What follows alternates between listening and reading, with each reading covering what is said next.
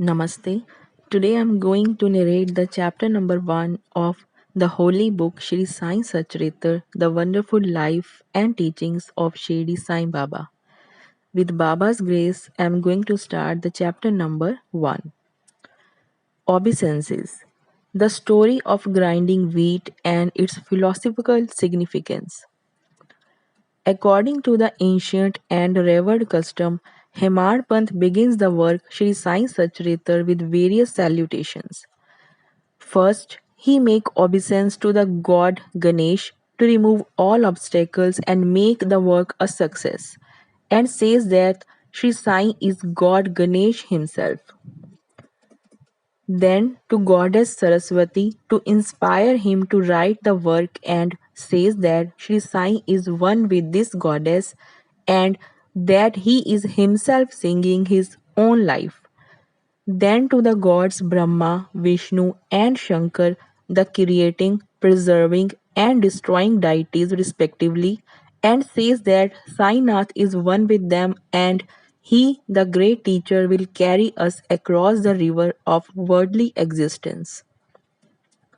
Then to his tutelary deity Narayan Adinath, who manifested himself in Konkan, the land reclaimed by Pashuram from the sea and to the Ad Purush of the family.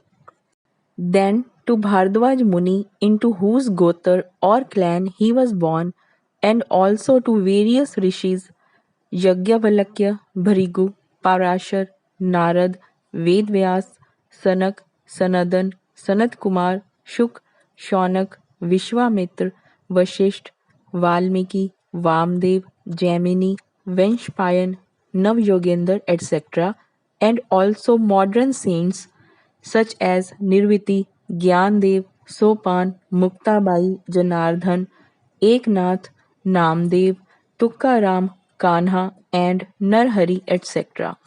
Then, to his grandfather Sadashiv, father Raghunath, his mother, who left him in his infancy, to his paternal aunt, who brought him up, and to his loving elder brother.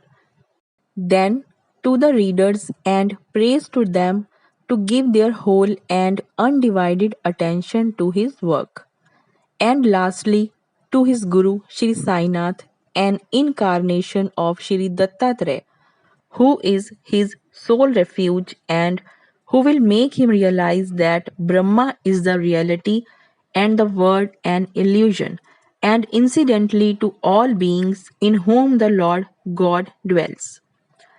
After describing in brief the various modes of devotion according to Parashar, Vyas, and Shandilya, etc., the author goes on to relate the following story. It was some time after 1910 that I went one fine morning to the masjid in Shirdi to have darshan of Sai Baba. I was wonderstruck to see the following phenomena. After washing his mouth and face, Sai Baba began to make preparations for grinding wheat. He spread a sack on the floor and thereon set a hand mill. He took some quantity of the wheat in a winnowing fan and then drawing up the sleeves of his kafni or robe and taking hold of the peg of the handmill, started grinding the wheat by putting a few handfuls of wheat in the upper opening of the mill and rotated it. I thought what business Baba had with the grinding of wheat when he possessed nothing and stored nothing, as he lived on alms. Some people who had come there thought likewise, but none had the courage to ask Baba what he was doing. Immediately, this news of Baba grinding wheat spread into the village, and at once men and women ran to the masjid and flocked there to see Baba's act. Four bold women from the crowd forced their way up and pushing Baba aside, forcibly took the peg or handle into their hands and singing Baba's Leelas started grinding. At first Baba was enraged, but on seeing the women's love and devotion he was much pleased and began to smile. While they were grinding, they began to think that Baba had no house, no property, no children, none to look after, and he lived on alms, and therefore he did not require any wheat flour for making bread or roti. What will he do with this large quantity of flour? Perhaps, as Baba is very kind, he will distribute the flour amongst us. Thinking in this way, and while singing, they finished the grinding, and after putting the handmill aside, they divided the flour into four portions and began to remove them by taking one portion per head. Baba, who was calm and quiet up till now, got wild and started abusing them, saying, "Ladies, have you gone mad? Whose father's property are you looting away? Have I borrowed any wheat from you so that you can safely take the floor? Now do this. Take the floor and throw it on the village borders." On hearing this, the women felt abashed and, whispering amongst themselves, went to the outskirts of the village and spread the floor as directed by Baba. I asked the Shirdi people what was this that Baba did. They replied that as cholera epidemic was spreading in the village, this was Baba's remedy for the same.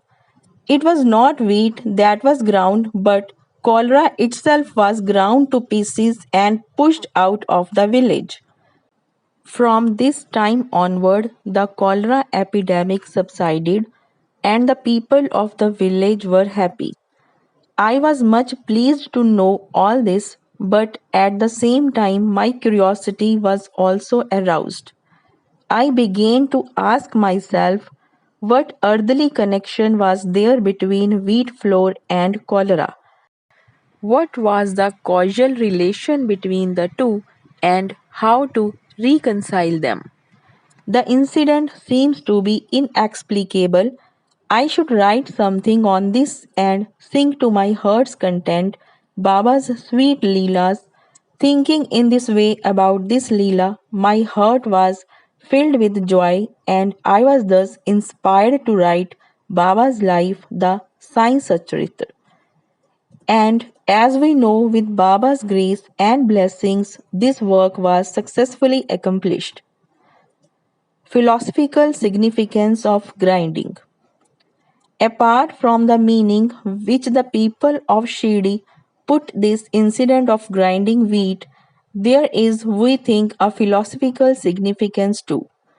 Baba lived in Shirdi for about 60 years, and during this long period, he did the business of grinding almost every day, not, however, wheat alone, but the sins, the mental and physical afflictions, and the miseries of his innumerable devotees. The two stones of his mill consisted of karma and bhakti, the former being the lower one and the latter the upper one. The handle with which Baba worked the mill consisted of dhyan.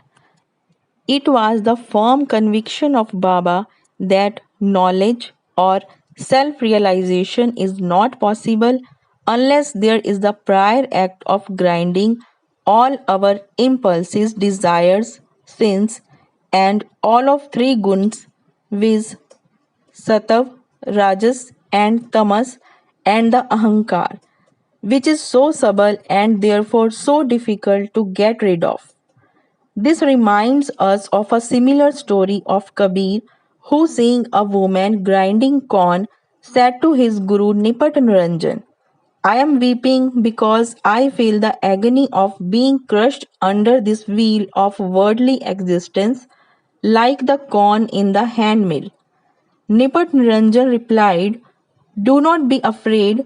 Hold fast to the handle of knowledge of this mill as I do, and do not wander far away from the same, but turn inward to the center, and you are sure to be saved."